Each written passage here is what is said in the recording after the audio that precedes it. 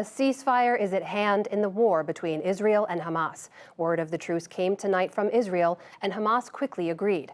If it holds, it would end 11 days of fierce fighting that killed at least 230 Palestinians and 12 Israelis and wrecked Gazan cities. Again, John Yang begins our coverage.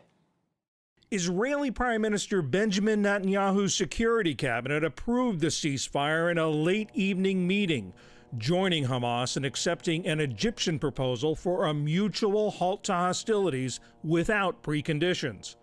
Earlier, the pace of combat appeared to slow as behind-the-scenes diplomacy and U.S. pressure intensified. Israel did unleash a wave of airstrikes on targets across Gaza and said it destroyed a rocket launcher belonging to the militant group. But parts of towns throughout Gaza were reduced to rubble. 14-year-old Amira Islim's home was struck by a missile. What happened was we were in the sitting room. The missile hit us. There was a lot of smoke and we did not see anything. A neighbor said he didn't know why the home was targeted. We were sound asleep and had no idea about this. We suddenly hear a blast, and the house flew. We rushed thinking it is on our house, but realized it hit our neighbor's house, Abu Khalil Islim, who works here in Shifa Hospital, who has nothing to do with anything, nor do we. After an 8-hour pause in Hamas rocket attacks, they hit the Israeli city of Sderot, just beyond the border. A woman whose parents' home was struck by a rocket is skeptical of an enduring peace, given the history of short-lived ceasefires. I do not want a ceasefire because I know what this will lead to. This is not the first ceasefire. We had so many ceasefires like that, and this always happens again. I do not think this ceasefire will help anything. Before tonight's announcement, calls for a truce grew louder. German Chancellor Angela Merkel. We stand for Israel's right to self-defense, and that's why it is right that Israel is taking massive action. But on the other hand, we want to contribute to diplomatic attempts to secure a long-term and sustainable situation in the region.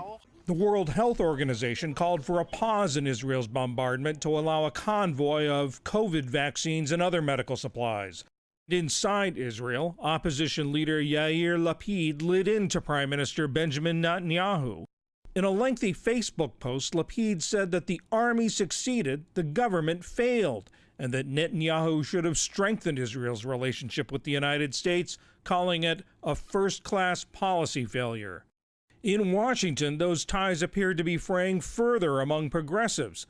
Vermont Senator Bernie Sanders introduced a bill to block a $735 million sale of U.S. weapons to Israel, an effort that faces long odds. For the PBS NewsHour, I'm John Yang. All of this, of course, has put pressure on President Joe Biden. Our White House correspondent Yamiche Alcindor joins me now to share her latest reporting. Yamiche, good to see you. So tell us about the view from the White House on all of this. 11 days of fighting, a ceasefire. What role did President Biden play in getting us to this point? Well, I should say President Biden is speaking right now at the White House. And what the president is really laying out is the fact that there's going to be a ceasefire starting in 2 hours. And White House officials stress that President Biden was engaged in increasingly pointed diplomatic talks behind the scenes, quiet, they say, no grandstanding. But he was stressing to Prime Minister Benjamin Netanyahu that he expected a de-escalation and that a ceasefire needed to happen. You saw over the week, really, the language from the White House changed. They were still saying that Israel has a right to defend itself, but they were also saying that this needs to stop, that Israel had major military objectives and they were able to protect their people, and that now they needed to see peace. So White House officials here are saying that President Biden played a major role here and that there were over 80 engagements, not just with President Biden talking to Benjamin Netanyahu for about 5 times, I'm told, including twice today, but also with all sorts of White House officials at all levels talking to their counterparts in Israel to send that message. Yamiche, we also know the president has been under pressure from his own party, right? People like Senator Bernie Sanders and Congresswoman Rashida Tlaib saying that the U.S. needs to do more to protect the human rights of the occupied Palestinians. This has been a rising tide among progressive Democrats. What has that done, if anything, to influence the president's view? Well, this is a ceasefire with no clear winner. The fundamental question is what happens now and how do we go forward? That's the question that President Biden is going to have to contend with. And of course, as you said, there are shifting politics in the Democratic Party. We see increasingly sympathetic lawmakers saying that there needs to be more done to protect Palestinian civilians, many of them, hundreds of them, who were killed during this 11-day back and forth, this 11-day war between Israel and Hamas.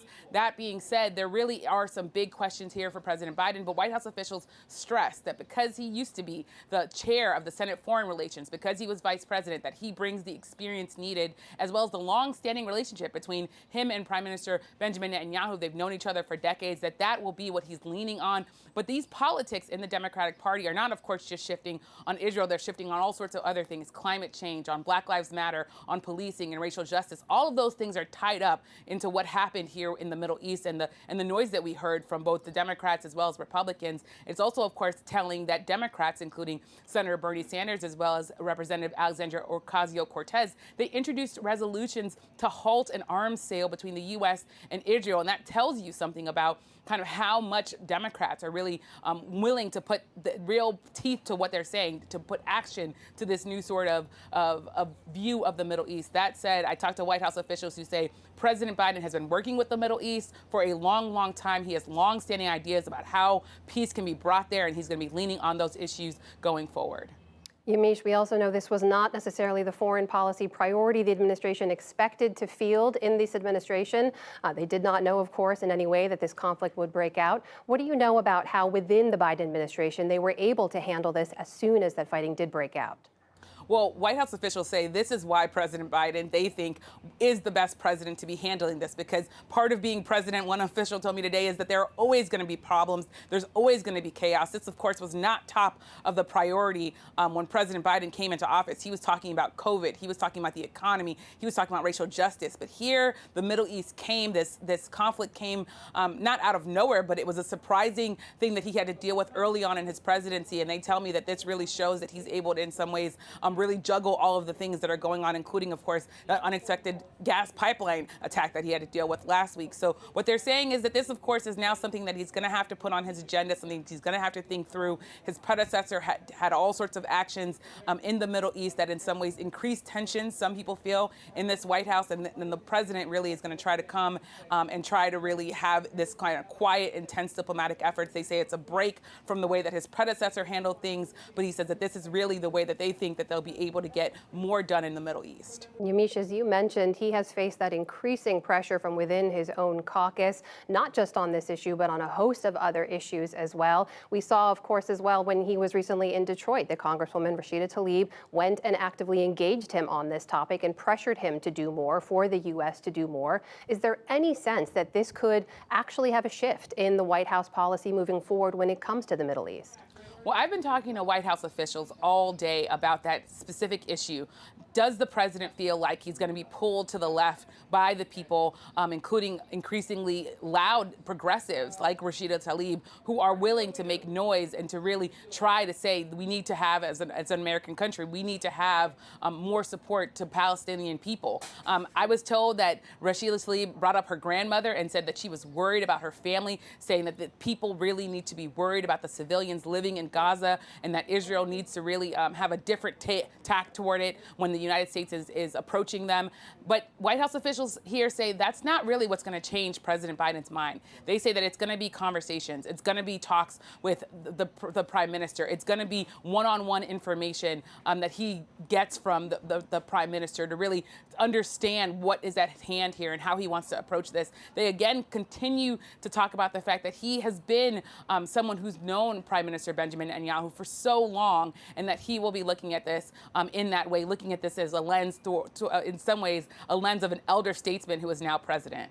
Yamiche, as you speak to us from outside the White House, we know inside, as you mentioned, President Biden has been delivering remarks on this very topic. We want to share with our viewers now just a brief clip of what the president had to say.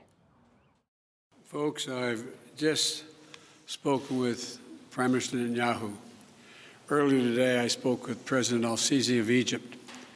Prime Minister Netanyahu informed me that Israel has agreed to a mutual unconditional ceasefire to begin in less than 2 hours. The Egyptians have now informed us that Hamas and the other groups in Gaza have also agreed. That was, of course, President Biden addressing that historic ceasefire after 11 days of fighting in the Middle East. Yamiche El-Sandor, our White House correspondent, joining us from the White House tonight. Thanks, Yamiche. Good to see you. Thanks.